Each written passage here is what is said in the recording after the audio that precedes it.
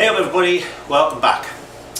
Well, today we're on Frankenstein, and the first job we're going to do is on the back end. Now, you may remember, I think at the end of the last video, we looked at the brake arm, and I said, well, that's the back end done, because I've made up the proper steel spaces and all that sort of stuff. Well, of course it wasn't, because we need a torque arm for that brake. So what I've done, I'll zoom you in to show you exactly, is I've just taken the one off a Yamaha 650 swinging arm that I had. So let me zoom you in and I'll show you what's what. Now, in order to save a lot of work, I thought the easiest thing to do was just to take the arm off an XS 650 swinging arm that I had here, because I'm not going to use that. Like the frames, they weigh a ton. So what I also did actually was I cut off the mounting point, because there's a nice shouldered bolt drilled to take a pin and everything, so it was just easy to do. So I've set the wheel up where I want it, so we're going to have the rod going to the brake lever, and as I say, with this turned around, I think it'll just nicely go through there and won't be a problem. So as you can see, I've cleaned some the paint off there. So what we're going to do is tighten this up here to hold it in place, and we'll get this welded onto there, and then that'll be that job done and we can move on to something else. So what I'm going to do is cant the bike over a bit more so I can get at this. I'm not bothered about welding it all in, otherwise I would take the swinging arm out, but I don't want to take all this stuff out right now because we're in the middle of doing stuff. The next thing we're going to look at actually is side panels.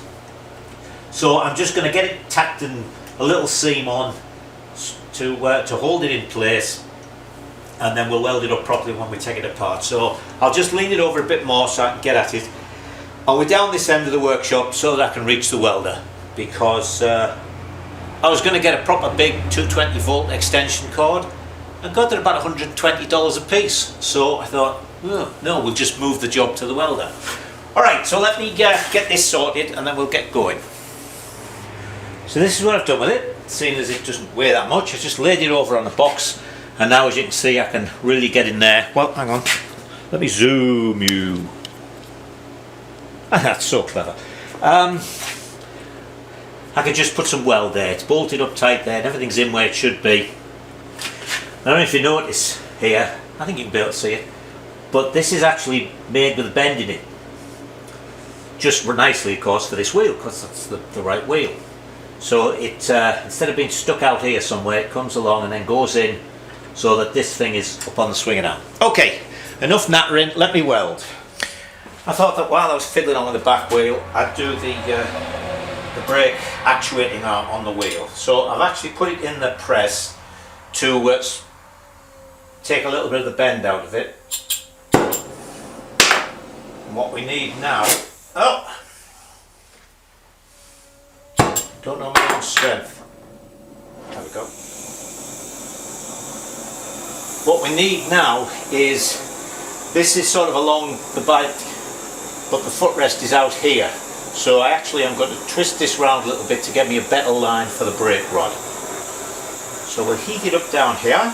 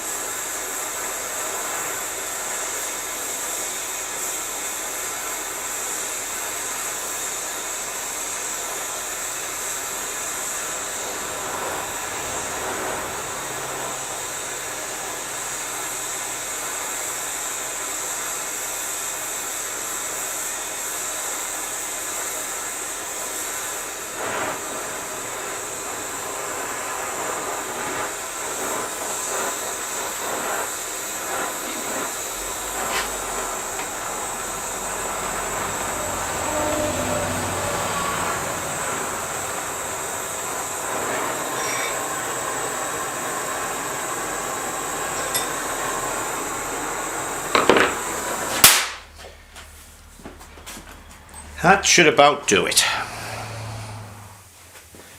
Now I've put the footrest plates on which are known as Z plates here. Are they known as Z plates at home? Sick, don't know the Commandos that well. And I've twisted this round a little bit, so now if we put that in there the way it should go, it comes out nicely, straight line, and we should be fine with our brake pedal. For that, I think. Tell you, many years ago, I was a sales rep for a company that was American that sold adhesives. Have I told you this before? Anyway, I'm going to tell you again. And they made a wax, which was called EZ wax. And everybody used to ask me, why did they call it EZ? And I used to say, I don't know. And of course, when I came to the States, I found out that they pronounced Z as Z, so it was Easy Wax. There you go. Right, let's do something else. Right, we'll start with the left-hand side panel. Now, you may remember I mentioned about this big gap here, and I was thinking it was for air filters. But I had a nice, long and very informative email from one of our viewers by the name of either Leah or Leah. Sorry if I mispronounce it. And she must have Nortons because she knew what was going on here. This is in actual fact an early battery carrier. And the earlier bikes had an oil tank that went across the frame, so the oil tank went in there.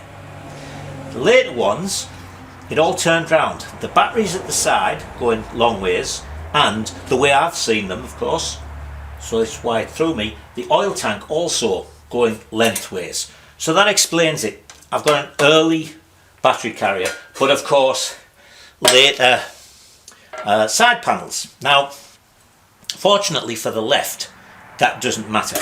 It still mounts on two rubbers here and a Dezuz fastener there. Now, she also mentioned the Dezuz fastener. Said it was just a long one, and I thought, long Dezuz fastener, that rings a bell. So I had a little box that there were some odd nuts and bolts still fastened onto this, so I just fortunately hadn't thrown them out. And when I looked in it, look what's here. A long Dezuz fastener. Of course, it didn't look like that. I've actually bead blasted it. But then when I got looking at that, I got to think to myself, wait a minute, that looks familiar. So I went to another little box where I have the things that I don't know what they're for. And for some reason, I had a brand new one. I may possibly have bought an extra one when I did that Norton Commando restoration several years ago. So anyway, I've got one of them. Now the next thing, of course, is good old pattern parts. There's two rubber grommets for these. Not grommets like the wiring ones, with a sort of channel in the middle. They're just, where are they? In fact, they're like that. Or at least that's the ones they've sent me. So of course, when I come to put them in here, there's the size of the hole that's made in this thing. There's how much I've had to open it out to get these to fit. So let me put that in there. And the other thing with this is, that goes in nice and tight so it won't pull out easily. This is really very springy. Might not be so bad when it's tightened up, I don't know. But at the moment it sort of pushes back as you're trying to push this on. So anyway, that goes on there like that. Oh, the other thing she told me was about this. I was going to cut this off because I couldn't see where it bolted down here. But it's not for a bolt. It's for another little rubber that acts inside there, sort of fills that gap and stops that doing that at the bottom. So thank you very much, Leah. You saved me a lot of problems there. So anyway, this goes on to these two rubbers here. As I say, I've got to push that in a bit while I push that on. Then our long Dezuz fastener goes through the hole here, into there onto this little spring. Spring, spring. Come on. Come on. There we go. You twist it. And there we are. When it's got the other rubbers on, that one will be fine. So there's left hand side. So let me turn the bike around and we'll look at the right. Now this side is where we have our problem. Because, as I say, these side panels should be for the bike that has an oil tank here. And the oil tank, can't remember whether it has two little studs that stick up or two little threaded bosses on it, but whatever. We have our rubber thing on there to hold that there, and then here we have these two which would pop on top of the oil tank and you'd bolt it on. So we've got a rubber thing here. We could put another rubber on, but we're going to have a thingy. Now there we're on the frame, so we're not so bad. We can make a little bracket to come down, stick through here, weld a nut on the back of it, and then that'll go in, bonk, put a bolt in.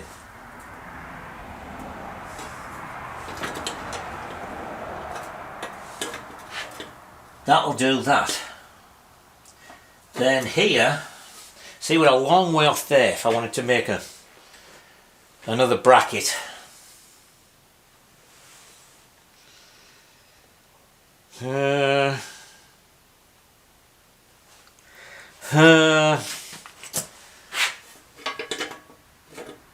Now, just because I knew I was going to have to think about this, I bought a couple extra of those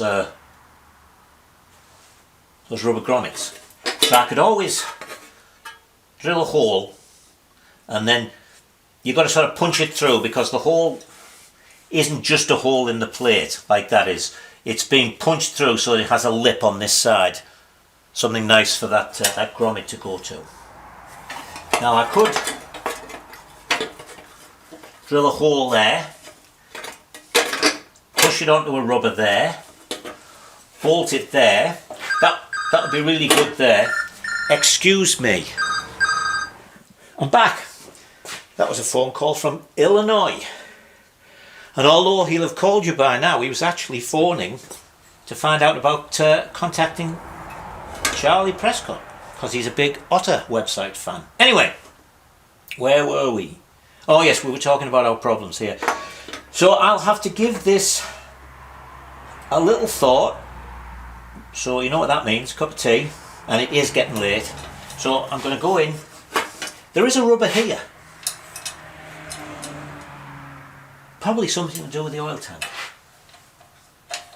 I'll have to have a look in the parts book. I've got a parts book for certainly the later model ones.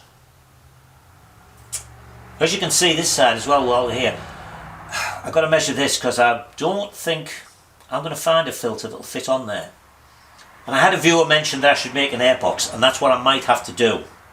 I tell you what I found really good when I'm working with carbs and airboxes is, I go down to what here in the States is Napa, but it's like a auto parts place. And I know them well, so they let me go in the back and rummage around. And I go through all the radiator hoses, because, you know, they're formed. And a lot of them have quite complex curves in. And it's only for air. So a lot of times when I've had to find something really strange, because you get a straight piece, you can't bend it, I'll get one of those and just, you know, be able to cut maybe two pieces out of it. So I'm thinking I'm going to have to get a curved piece to go around like that, and a straight piece. Because the thing about an airbox, of course, is we can't make it, let me move this that way, we can't make it a close fit, because it's got to be able to move to get the air hoses off. So for instance, you've got about ½ an inch there, so we're going to have to be able to move it back ½ inch to get the hose off the carburetor. So what I'm thinking of is, I know I want to put electrics in here, but I'm thinking of a box and then a curve here to the box, straight one, curve on the other side, and that way I can move the box back and pull the curved piece off here on both sides to get at the carburetors. But I'm getting ahead of myself there, although that might be the next thing we do, actually. That would be good, wouldn't it? Alright, so as I say, I'm blathering on again. We go and have a cup of tea, and then we'll come back and I'll have thought of something brilliant to get this side panel on. Alright, I've applied some tannins to my brain, and there's been a revelation.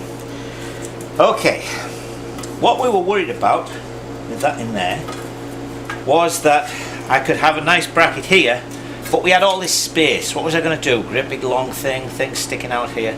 But of course, there isn't going to be all this space because we've decided we need an airbox in here. So here, there's going to be the top of an airbox. So it's going to be close enough, I think, the way I'm planning the airbox anyway, that I can make a nice little bracket to go onto that. So what we're going to do is work just as if we had the oil tank there. We're going to get the rubber snubber that goes in the bottom of there, so that goes in tightly. I'm going to attach a little bracket from there to here, and then when the airbox is in, we'll make another bracket off that for this. Now you'll notice these have changed slightly. These pieces were just sort of pressed in and then peened over, and they were too big for a quarter bowl but just too small for a 5/16, and when I tried to drill them out, of course, they spun. So I've just put a little blobber weld on each to hold them in place. So they're drilled. So the next thing is to make a bracket which will come off here and onto there. So let's move to that. Now I got a little bit ahead of myself here because, you know, this is so exciting. And I made the bracket. So all it is a piece of 1 inch wide 1/8 flat, drilled with a 5/16 hole, and it's going to go on like that. So I wanted this to curl around, I suppose would be closer, the frame tube. So all I did there was got some round the same as the frame tube, put the flat in, trapped it with the vise, and then I could form it around that. Now what we're going to do, this goes on that way, so on the bottom side of it we're going to weld a nut, and then that way when that's on, the side cover will go onto it, drop a bolt through and just fasten it up. So let me weld this on here and then we'll go and clamp it on the frame and you can see how it will work. Here's our bracket now with the nut on the back, so that's going to go on like that. So what we'll do is we will stick a appropriate bolt in there.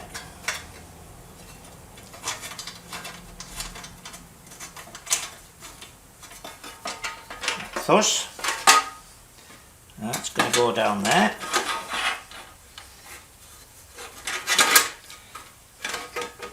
That. Oh great, hold on a second.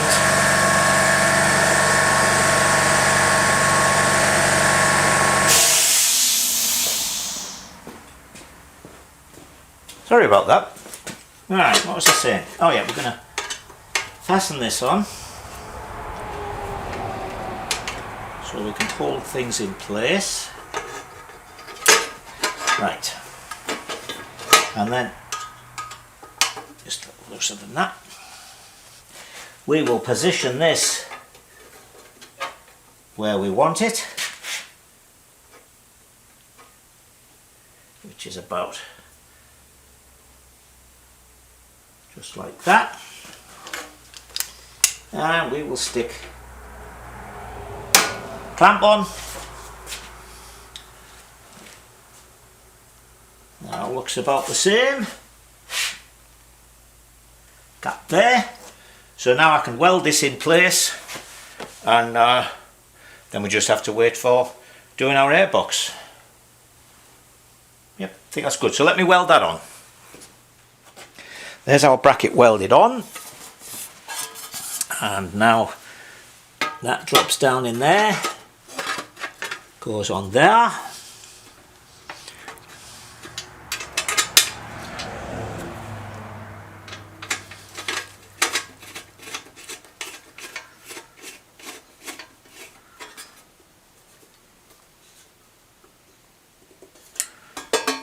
And there's that side on. So that'll be finally positioned when we get the other bracket on. Alright, let me show you the next little job we're going to do, because today's a little job day. Now this is the next thing we're going to do. As you may remember, handlebars was one of those awkward things where I wanted to drop type bars, but I couldn't put clip-ons on here where we would like them because the bulk meant we couldn't get any steering lock with the tank.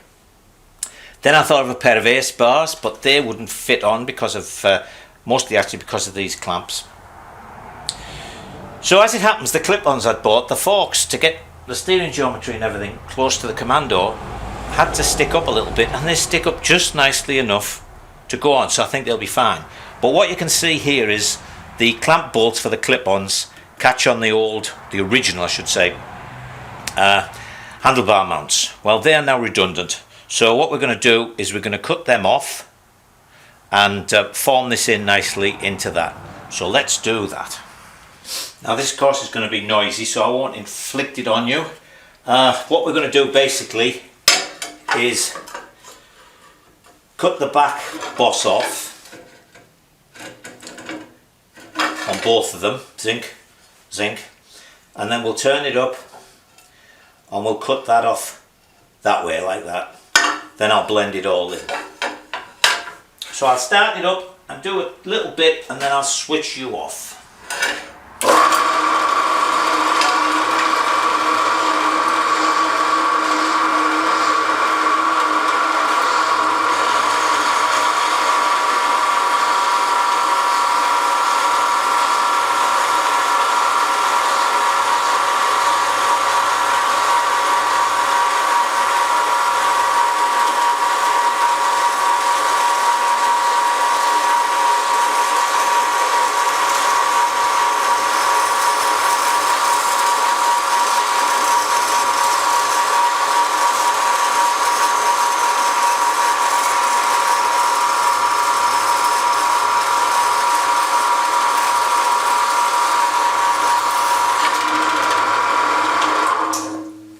Okay, so as I say, do the same on the other one, and then we'll cut off there and blend it all in with the belt sander.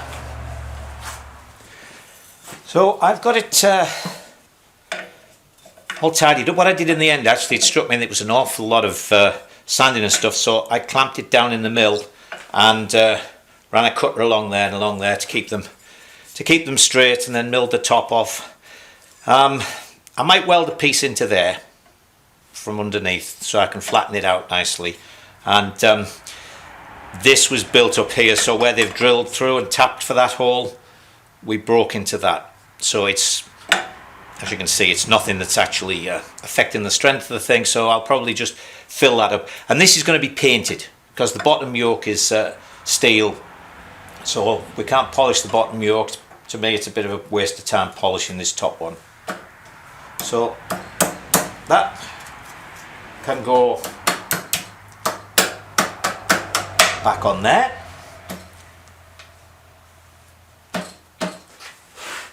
Let's get a rubber hammer. Just to get it.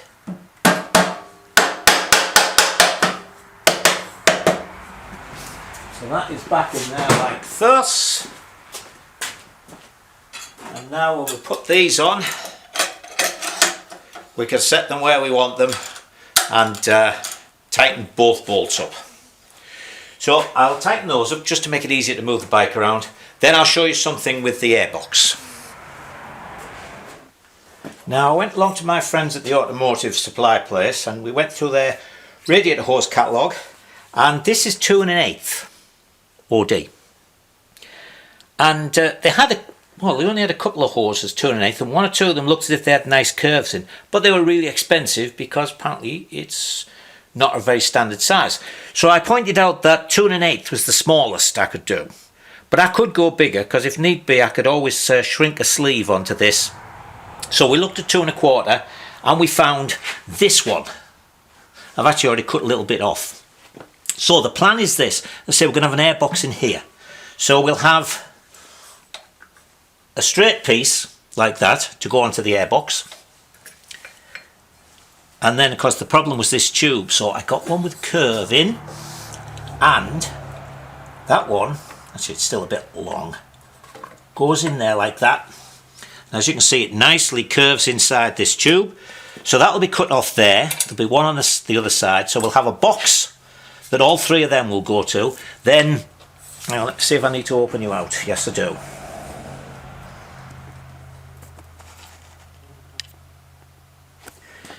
Then I want to have, as you know, the battery's going to go in here. I want to have this space here for putting all the electric gubbins on, because there's all those little finned boxes and things. So what I'm planning is an airbox that comes up here. So these three will go on to the sort of bottom part of it, and then it'll be larger at the top, flat, with an air filter element in the top here. And that way there's going to be a space under here to put the electrical bits in.